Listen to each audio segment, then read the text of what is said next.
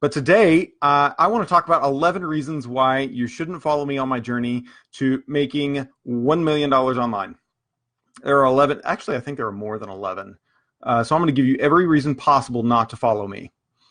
And here's the reason why. Because we think that we're not good enough, or we can't do XYZ because we're not the expert. We're not good enough. We're not qualified. We're not certified. We don't know enough. And basically, I'm here to tell you that's all bullshit. It's stupid. That's dumb. But I'm going to go ahead and give you the out. I'm going to go ahead and give you 11 reasons why you should never follow me on my journey to make $1 million online. Or should you? And they're going to get pretty good. So throughout the group, I want to let you know that I made this group with intention. I made it intentionally to be vulnerable with you. I'm going to be vulnerable, and I'm going to share some things with you. And today, I'm going to share a lot of those things with you, of things that have happened to me and how they actually happened for me. Right? We can say that life happens to us, or we can say that life happens for us. And I find a lot of times with an entrepreneur in their entrepreneurial journey that it's a lot of, well, this happened to me. Well, did it happen to you, or did it happen for you? And those can be the reasons of why you should move forward with your entrepreneurial journey. How's that? So I'm going to share with you 11 reasons why you shouldn't follow me. And if these are the reasons why you don't want to follow me, then I totally get it. But I'm going to give you 11 reasons why I should disqualify myself from leading others to their journey of making money online, automating that so they can live the life that they want to live. So I want a clinic, and I want to have a practice. I also want to have time. I want to have time with my family. And I think all that's important. Hey, what's up, Sarah? Hey, Richard. We're not in your neck of the woods, are we, buddy? Glad to have you, man. Haven't talked to you in a while. Glad to have you guys. Man, people jumping on real quick. Love it. If you're joining live, go ahead and comment #TeamLive. If you're watching the replay, let me know. #TeamReplay. It just lets me know who's checking out these videos, and certainly helps me craft the things that I want to be able to share with you. So let's jump into it. I want to share with you the 11 reasons why you shouldn't follow me. You ready? Here we go. The very first one. My mother always told me growing up, always, like almost relentlessly, always told me that I was an accident. And I think a lot of parents may have said that. And if you're watching this and you've even said that, I get where you're coming from. I see it a little bit differently. It wasn't that I was an accident. She says I was an accident, and she says my brother was an accident. It's not that we were accidents. We were unplanned pregnancies. My mom was married, had a child, divorced, remarried, had me by the age of 21. I don't know what that's like. I didn't go through that. My journey was different, but she said, hey, what's up, Tony? I'm going to get back to you here in just a little bit. I know you sent me a message. I'll get back to you. But she said that I was an accident. I'm not a freaking accident. And neither are you. And neither is where you are in your life right now. It's not an accident. It's by design. And it's not happening to you. It's probably happening for you. Not only that, not only did my mom tell me I was an accident, number two, she tells me that she wants a girl. She still tells me this. Well, look, with two greatest fears that we face as human beings. So we're a spiritual being on a human journey. So on this human journey, we have two greatest fears. And what are they? Not being loved and not being worthy. And not being worthy excludes us from the ability to be loved. Therefore, there's really only one fear, the greatest fear, in not being loved.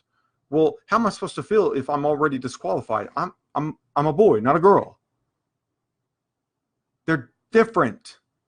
And she says, yeah, I wanted a girl. I really wanted a girl. Had a name picked out. And just goes through the elaborate story. I mean, what a freaking slap in the face. Mom, Be happy. I'm here. I'm alive. I'm healthy. No, I wanted a girl. So if you've experienced that, I get it. I see you. I get you. It's it's not something you can really process as a kid. It's something you process later, and it can be tough. It can be real tough. Those things that happen to us or for us as a child, we probably process later.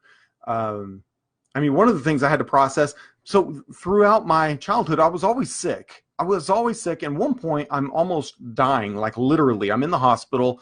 I have pneumonia. I'm allergic to penicillin. So what happens? My lungs are filling with fluid, filling with fluid, and there's nothing they can do. At one point, one lung is completely full of fluid, one's 3/4 full of fluid, and they pull my parents to the side and say, "You need to prepare. You're about to lose your little boy." I can't wrap my head around what was going through their mind at that moment. Thank God I'm alive. I survived that. And what a scary thing for a parent. And looking back, what a scary thing for anybody. Even after that, I'm still an accident in my mother's eyes. She still told me, yeah, you were an accident. Are you serious? So I could view this as, hey, that allows me to be unworthy of anything in life. Or I can say, instead of saying that happened to me, I'm going to say that happened for me. All those dark things that happened. It wasn't just I almost died. It wasn't that I was an accident. It wasn't that my mom wanted a girl. I mean, most people don't know. I didn't even tell what the heck is happening with my computer?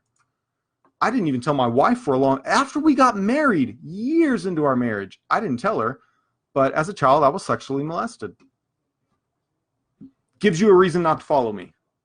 We don't have to get into the gory details. It was more than once. I was sexually molested as a child. And in this moment, I don't think things happened to me. I think things happened for me. I think that allows me to have great empathy for the shit that people go through. And I get it. My childhood, I'm growing up, and I think I have friends, and one day they're my friend. They're hugging me around the neck, and next day they're knocking the shit out of me. Like literally, my friends beat the shit out of me on a regular basis. So this is my model of life. I'm an accident. I'm supposed to be a girl. I don't feel loved, even though I almost die. I'm sexually molested. My friends knock the shit out of me, and I think, well, this is just the way it's supposed to be. No wonder when I finally get into high school that the relationships with girls, you start dating, they're awful. They're awful. I didn't understand relationships. The communication was awful.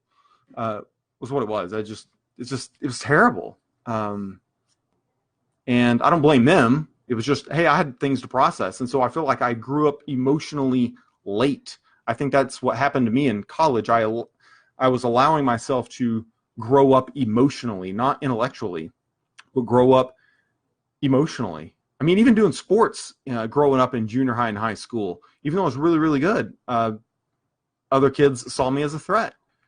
For whatever reason, I was good, and I won a lot, but they saw me as one in particular, one saw me as a threat. And I don't understand. I still don't understand, but he just wanted to beat the shit out of me. So that's what he did in high school. Even growing up in junior high, I'm told, well, you're just different. You're different. But this comes after the backlash of a teacher accusing me of cheating. Teacher accuses me of cheating. And so we're supposed to write a story. And so I wrote mine, and I'd been reading a lot of books. I really got into books. And everybody else thought, man, that's a little bit weird that you're reading so much. I don't understand. Even my parents saying, why are you reading so much? What? I was consuming information. I wasn't watching TV. I was reading books. And parents, why are you reading so much? Well, I was learning, and I was actually learning a style of writing. Well, I used that same style and wrote my own story, but I'm called a cheat. Middle of the year, the relationship with that teacher, awful. And this is right around the time that my parents say, you're supposed to be making good grades. And it was in the point where I was making good grades. I never made a B. It was always A. And my brother made B's and C's, and he was the person that was able to make B's and C's, and they congratulated him. I made A's or a low A. Well, what's going on here? And I'm thinking, what is this double standard? This is ridiculous. So then I'm thinking, well, okay, maybe I am different. I don't get it. Why is this wrong? It was almost like I was reprimanded, and there was expectation, not appreciation. There's expectation put on me. Well, maybe I am different. My mom told me I'm different when I'm a little kid, and she made fun of me. They make fun of me to this day that when I was 4 years old, I asked for two things for Christmas. Two things. I asked for a cash register and a copy machine.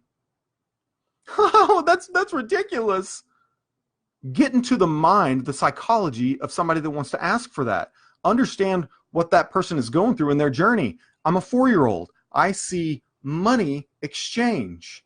Oh, money, if I hand that person money, the cashier, I get the things I desire. Okay, well, I'm 4 years old. Where's money? It's in a cash register. So what do I want for Christmas? I want a cash register. That was my limit. I was only able to see a limited view of what money was. I saw it as a tool to get me what I desire. Great, give me a cash register. I know where the money is. It's in the cash register. And how can I make more? Make money. Well, how can I create money? Well, I know that a copier, very logical thinking, by the way. My son's the same way, and I love it. I absolutely love it. I think it's incredible. But he's a very logical thinker.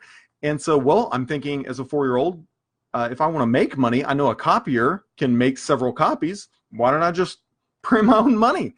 And that was my level of thinking. And very logical, right?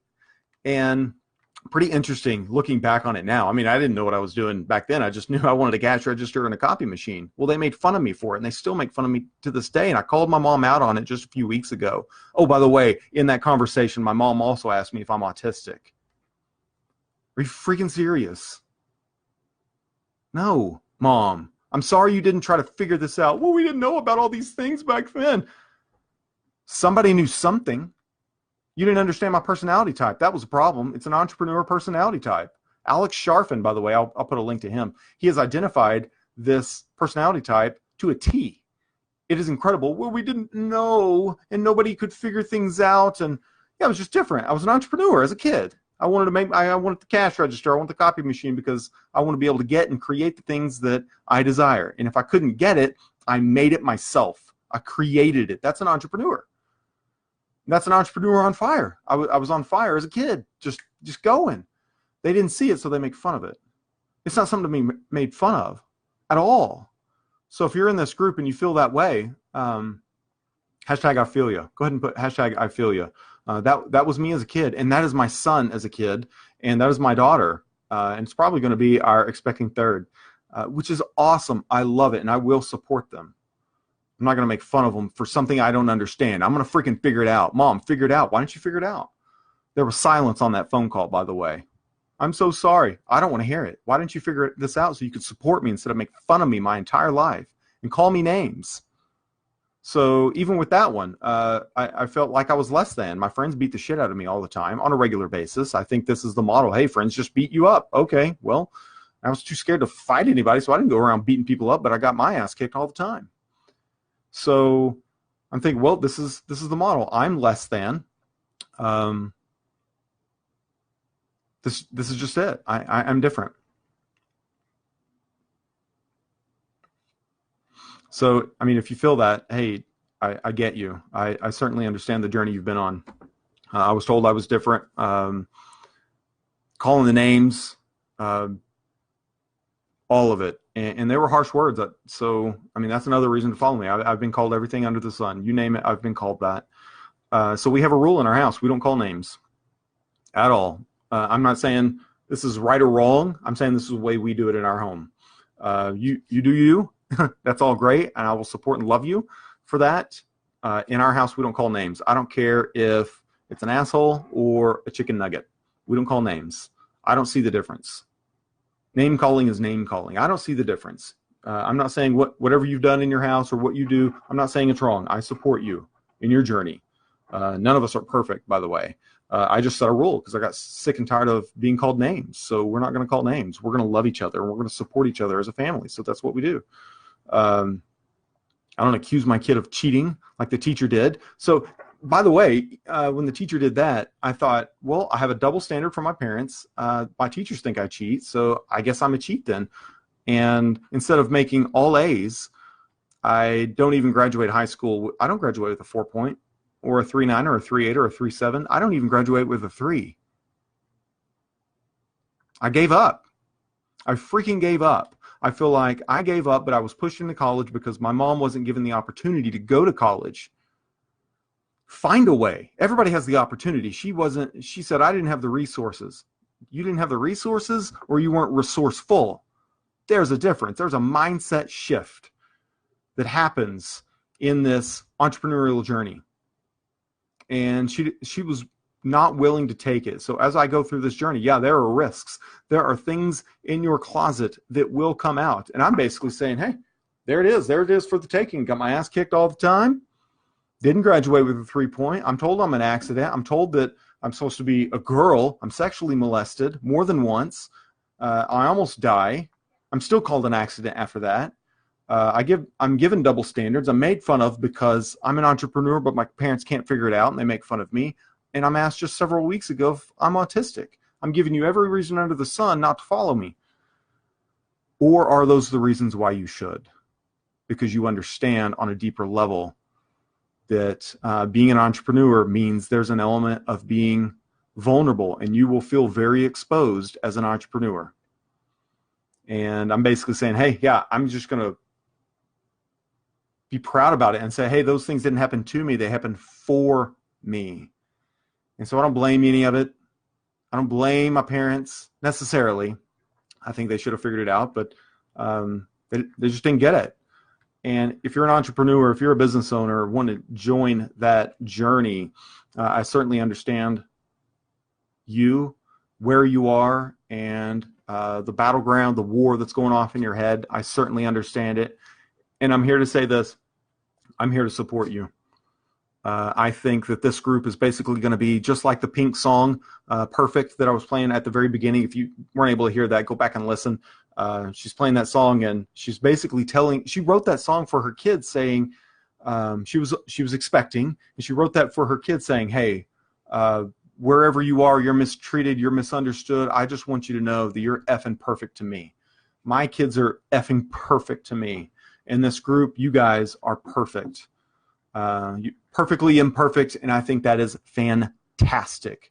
So I appreciate you being in this group. I appreciate you following me along in my journey to create that freedom for my family. I love my clinic. I also want to be a part of my family, and I don't want to live in my clinic. I want things on automation. If you want things on automation specifically for your business, I'm going to teach you exactly how to do that. I've given you today, I think it was actually 12, 11 reasons why you shouldn't follow me, or are they the reasons why you should? Being vulnerable, it can be scary, especially doing a Facebook Live and talking about being sexually molested, right? It can be tough. I get it. I get where you're coming from, and I support you. But if you think, hey, that was awesome, go ahead and share it with me. Give me some likes and some hearts. Hashtag awesome. Let me know if you like that story. But that's my story. That's who I am. Those things happened for me, not to me. And I'm going to use them as fuel to be able to build my online business. I want to show you exactly how to do what I'm doing, the things that I've learned from Russell Brunson himself and his team in terms of marketing. And I'm going to share those tips and strategies and tools and funnel building and all the marketing that I've learned in the last couple of years. I'm going to share everything in this group freely because I think that's the right thing to do. So if you like that, hashtag awesome. Otherwise, I'll see you guys next time. Love you guys.